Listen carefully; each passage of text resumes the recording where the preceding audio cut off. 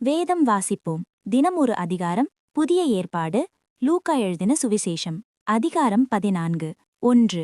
ஒரு ஓய்வு நாளிலே பரிசேயரில் தலைவனாகிய ஒருவனுடைய வீட்டிலே அவர் போஜனம் பண்ணும்படிக்கு போயிருந்தார்.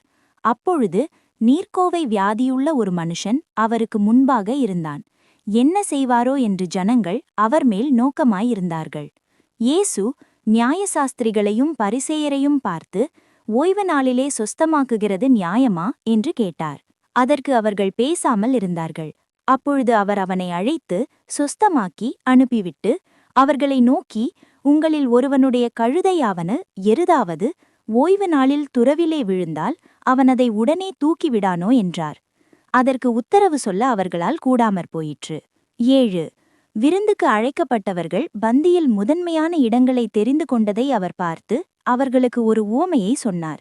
ஒருவனால் கல்யாணத்துக்கு நீ அழைக்கப்பட்டிருக்கும்போது பந்தியில் முதன்மையான இடத்தில் உட்காராதே. உன்னிலும் கனமுள்ளவன் ஒருவேளை அவனால் அழைக்கப்பட்டிருப்பான். அப்பொழுது உன்னையும் அவனையும் அழைத்தவன் வந்து இவருக்கு இடம் கொடு என்பான். அப்பொழுது நீ வெட்கத்தோடே தாழ்ந்த இடத்திற்கு போக வேண்டியதாயிருக்கும். நீ அழைக்கப்பட்டிருக்கும்போது போய் தாழ்ந்த இடத்தில் உட்காரு. அப்பொழுது உன்னை அழைத்தவன் வந்து, சிநேகிதனே, உயர்ந்த இடத்தில் வாரும் என்று சொல்லும்போது உன்னுடனே கூட பந்தி இருக்கிறவர்களுக்கு முன்பாக உனக்கு கனம் உண்டாகும்.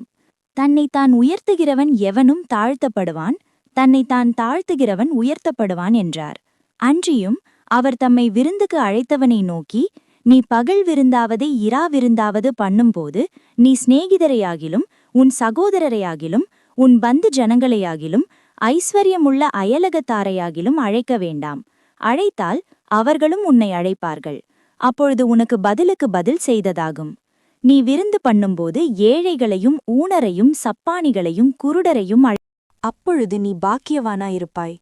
அவர்கள் உனக்கு பதில் செய்ய மாட்டார்கள். நீதிமான்களின் உயிர்த்தெழுதலில் உனக்கு பதில் செய்யப்படும் என்றார். அவரோடே கூட பந்தியிருந்தவர்களில் ஒருவன் இவைகளை கேட்டபொழுது அவரை நோக்கி, தேவனுடைய ராஜ்யத்தில் போஜனம் பண்ணுகிறவன் பாக்கியவான் என்றார். அதற்கு அவர், ஒரு மனுஷன் பெரிய விருந்தை ஆயத்தம் பண்ணி அநேகரை அழைப்பித்தான்.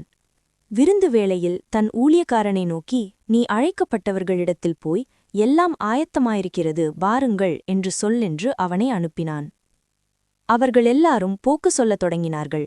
ஒருவன், ஒரு வயலைக் கொண்டேன், நான் அகத்தியமாய்ப் போய் அதை பார்க்க வேண்டும், என்னை மன்னிக்கும்படி வேண்டிக் கொள்கிறேன் என்றான். வேறொருவன், 5 ஏர்மாடு கொண்டேன், அதை சோதித்துப் பார்க்கும்படி போகிறேன், என்னை மன்னிக்கும்படி வேண்டிக் கொள்கிறேன் என்றான். வேறொருவன், பெண்ணை விவாகம் பண்ணினேன், அதனால் நான் வரக்கூடாது என்றான். அந்த ஊழியக்காரன் வந்து இவைகளை தன் எஜமானுக்கு அறிவித்தான். அப்பொழுது வீட்டெஜமான் கோபமடைந்து தன் ஊழியக்காரனை நோக்கி, நீ பட்டணத்தின் தெருக்களிலும் வீதிகளிலும் சீக்கிரமாய்ப் போய் ஏழைகளையும் ஊனரையும் சப்பானிகளையும் குருடரையும் இங்கே கூட்டிக் கொண்டு வா என்றான். ஊழியக்காரன் அப்படியே செய்து, ஆண்டவரே, நீர் கட்டளையிட்டபடி செய்தாயிற்று, இன்னும் இடம் இருக்கிறது என்றான். அப்பொழுது எஜமான் ஊழியக்காரனை நோக்கி, நீ பெரு வழிகளிலும் வேலிகள் அருகிலும் போய் என் வீடு நிறையும்படியாக ஜனங்களை உள்ளே வரும்படி வருந்திக் கூட்டிக் கொண்டு வா. அழைக்கப்பட்டிருந்த அந்த மனுஷரில் ஒருவனாகிலும் என் விருந்தை ருசி பார்ப்பதில்லை என்று உங்களுக்குச் சொல்லுகிறேன் என்றார் என்று சொன்னார். பின்பு அநேக ஜனங்கள் அவரோடே கூட பிரயாணமாய்ப் போகையில் அவர்களிடத்திலாய் அவர் திரும்பிப் பார்த்து, யாதொருவன் என்னிடத்தில் வந்து தன் தகப்பனையும் தாயையும் மனைவியையும் பிள்ளைகளையும் சகோதரனையும் சகோதரிகளையும் தன் ஜீவனையும் வெறுக்காவிட்டால் எனக்கு சீஷனாயிருக்க மாட்டான் என்றார். தன் சிலுவையை சுமந்து கொண்டு எனக்கு பின் செல்லாதவன் எனக்கு சீஷனாயிருக்க மாட்டான். உங்களில் ஒருவன் ஒரு கோபுரத்தை கட்ட மனதாயிருந்து அஸ்திபாரம் போட்ட பின்பு முடிக்க திராணியில்லாமற் போனால் பார்க்கிறவர்கள் எல்லாரும், இந்த மனுஷன் கட்டத் தொடங்கி முடிக்க திராணியில்லாமற் போனான் என்று சொல்லி தன்னை பரியாசம் பண்ணாதபடிக்கு அதை கட்டி தீர்க்கிறதற்கு தனக்கு நிர்வாகம் உண்டோ இல்லையோ என்று முன்பு அவன் உட்கார்ந்து செல்லும் செலவை கணக்கு பாராமலிருப்பானோ? அன்றியும் ஒரு ராஜா மற்றொரு ராஜாவோடே யுத்தம் செய்யப் போகிறபோது தன்மேல் 20,000 சேவகரோடே வருகிற அவனை தான் 10,000 சேவகரை கொண்டு எதிர்க்க கூடுமோ கூடாதோ என்று முன்பு உட்கார்ந்து ஆலோசனை பண்ணாமலிருப்பானோ? கூடாது என்று கண்டால் மற்றவன் இன்னும் தூரத்தில் இருக்கும்போதே ஸ்தானாபிதிகளை அனுப்பி சமாதானத்துக்கானவைகளை கேட்டுக்கொள்வானே. அப்படியே உங்களில் எவனாகிலும் தனக்கு உண்டானவைகளை எல்லாம் வெறுத்து விடாவிட்டால் அவன் எனக்கு சீஷனாயிருக்க மாட்டான். உப்பு நல்லதுதான். உப்பு சாரமற்று போனால் எதினால் சாரமாக்கப்படும்? அது நிலத்துக்காகிலும் எருவுக்காகிலும் உதவாது.